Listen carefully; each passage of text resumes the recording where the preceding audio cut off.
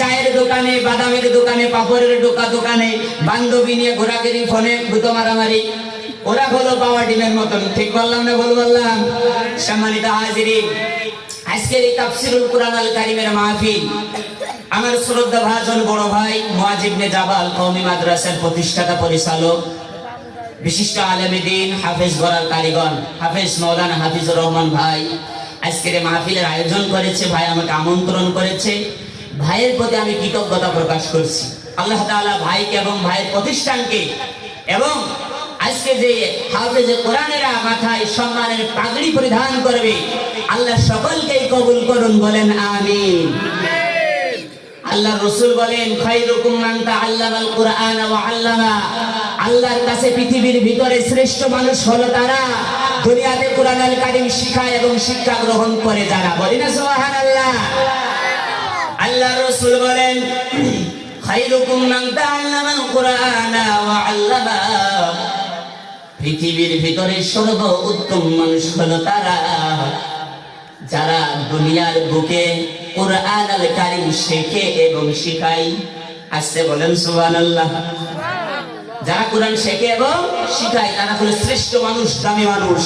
এখানে doctor, engineer, বৈজ্ঞানিক, professor, এসিডিএসপি, MP, মন্ত্রী, মিনিস্টারের কথা বলা হয় নাই।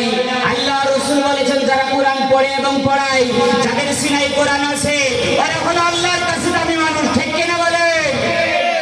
একজন রিকশাওয়ালা যদি কোরআন জানে, আল্লাহর কাছে দামি। একজন ডিসিএসপি যদি দাড়ি চাচা হয়, কোরআন যদি না জানে, আল্লাহর কাছে সারানার পয়সার দাম নাই। ঠিক কিনা বলে? আমাদের ময়দানে একজন হাফেজে কোরআনকে বলা হবে, ও হাফেজে কোরআন, দুনিয়ায় যেমন ভাবে মুআজ ইবনে জাবাল মাদ্রাসায় পড়েছো, নারিকেল বাড়ি হাফেজিয়া মাদ্রাসায় পড়েছো, কোরআনটাকে তোমরা শিক্ষা করেছো, ও হাফেজে কোরআন ইকরা পড়ো, যেমন ভাবে তোমরা দুনিয়াতে শিক্ষা করেছো। একজন হাফেজে কোরআন কুরআনুল কারীমের একটা আয়াতে কারিমা তেলাওয়াত করবে, আল্লাহ তাআলা জান্নাতের ভিতর করে এক তালার মেহমান বানায় দিবেন। বলি সুবহানাল্লাহ। একটা আয়াতে কারিমা শেষ করবে, একটা তালার মালিক হয়ে যাবে। বলি না সুবহানাল্লাহ। আল্লাহ তাআলা আমাদের সকলকে, সবাইকে ওই রকম জান্নাতে আমাকে আপনাকে মর্যাদাবান বানাক। বলেন না আমিন। আমাদের ময়দানে একজন হাফেজে কোরআনের সম্মান কেমন হবে? একজন হাফেজে কোরআনের পিতা মাতার সম্মান কেমন হবে? মুসলমান জানার দরকার আছে না নাই? যে হাফেজে কুরআনুল কারীমের নিয়ম অনুযায়ী কুরআনুল কারীমে যে বর্ণিত হালালকে হালাল, হারামকে হারাম মেনে চলেছে, কুরআনুল কারীমের বিধি বিধানকে যে পালন করেছে, এই হাফেজে কোরআনকে এমন পাওয়ার দেওয়া হবে, ওই হাফেজে কোরআন নিজে জান্নাতে যাবেই যাবে।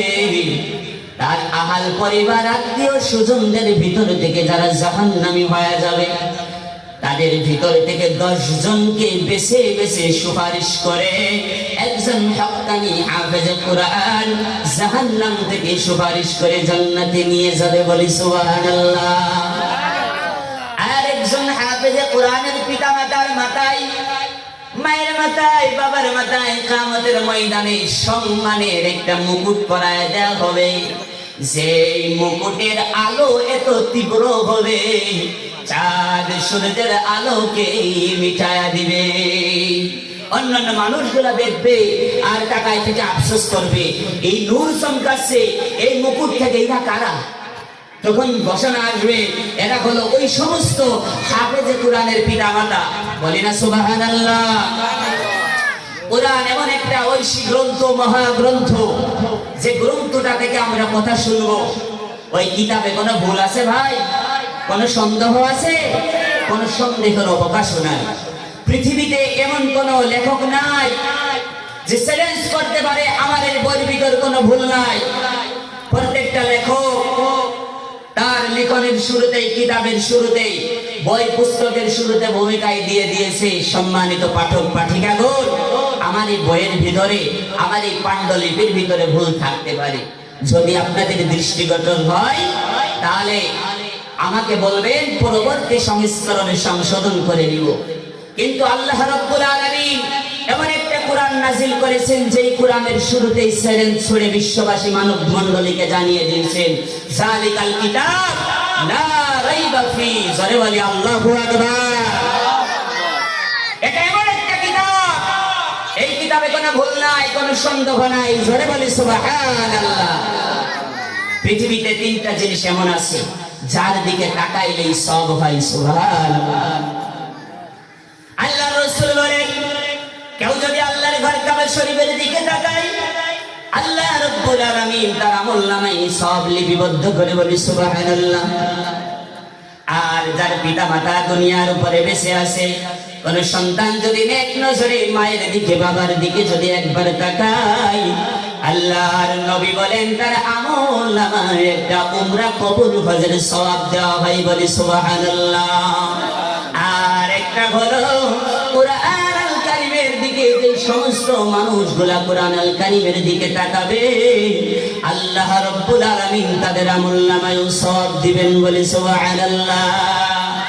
এই কোরআন পড়লে সওয়াব হয়, এই কোরআন পড়াইলে সওয়াব হয়, এই কোরআন দেখলে সওয়াব হয়, এই কোরআনের মাহফিল যেখানে হয় ওই মাহফিলে সহযোগিতা করলেও সওয়াব হয়, এই মাহফিল যারা করে তাদেরকে ভালোবাসলেও সওয়াব হয়। জোরে বলি সুবহানাল্লাহ। কিন্তু বিরোধিতা করবেন না, ধ্বংস হয়ে যাবে। ঠিক কিনা বলে? সম্মানিত হাজিরিন, আল্লাহর কোরআনের সাথে যাই লাগে তারই দাম বেড়ে যায়। বলি না সুবহানাল্লাহ। পৃথিবীতে যত দামি দামি জিনিস আছে, চেয়ার আছে, সোফা আছে, কোন মানুষ যদি এই চেয়ারে সোফায় 10 লাখ 20 লাখ টাকাও যদি দাম হয়, যদি এটাই লাথি মারে, কেউ কি চুমো খায় ভাই? কেউ চুমো খায় না। কিন্তু 50 টাকা 100 টাকার সাধারণ কসার কাঠ, আমের কাঠ, সাধারণ কাঠ দিয়ে রেহেল কাঠ বানানো হয়, যার উপরে কোরআন শরীফ রেখে পড়া হয়। ওই রেহেল কাঠের লাথি মারে তো দূরের কথা, ওই রেহেল কাঠ যদি হাত থেকে পড়ে যায়, আমরা উঠে বকিনি, মাথাইনি, আর চুমো খাই। কথা কান ঠিক কিনা? রেহেল কাঠ 20-50 টাকা দাম হলেও সম্মান হয়েছে, কারণ রেহেল কাঠের সম্পর্ক হলো আল্লাহর কোরআনের সাথে। ঠিক কিনা বলে? পৃথিবীতে যত কাপড় আমরা দেখেছি, গালিচা দেখেছি, লাল কার্পেট দেখেছি, কত মানুষ পাতে লাথি মারে।